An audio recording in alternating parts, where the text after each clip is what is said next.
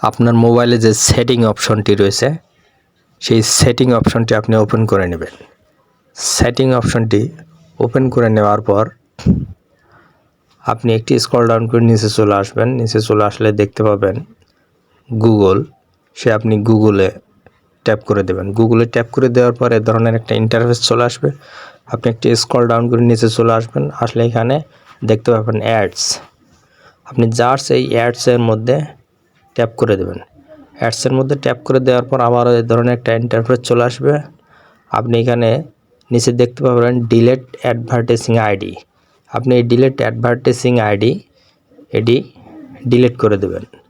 এটি ডিলিট করে দিলে হবে কি, আপনার মোবাইলে আর অনাকাঙ্ক্ষিত কোনো অ্যাড শো হবে না। তো এখন যে কাজটি করবেন সেটা হচ্ছে আবার আপনি ব্যাগে চলে আসবেন।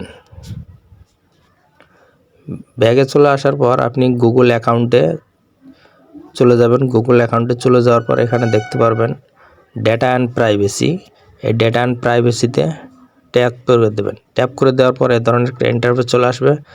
আপনি একটি স্ক্রল ডাউন করে নিচের দিকে চলে আসবেন, আসলে দেখতে পারেন ওয়েব অ্যান্ড অ্যাপ অ্যাক্টিভিটি।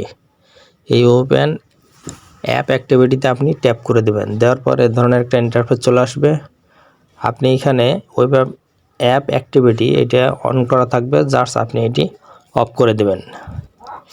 এটি অফ করে দিলে হবে কি, আপনি গুগলে যেগুলো সার্চ করতেছেন বা দেখতেছেন সেই জিনিসগুলো গুগল আর সেগুলো মেমোরিতে রাখতে পারবে না এবং সেগুলো সোশ্যাল মিডিয়ায় সে শেয়ার করতে পারবে না। তো আশা করি বুঝতে পেরেছেন। ভালো থাকবেন। আল্লাহ হাফেজ।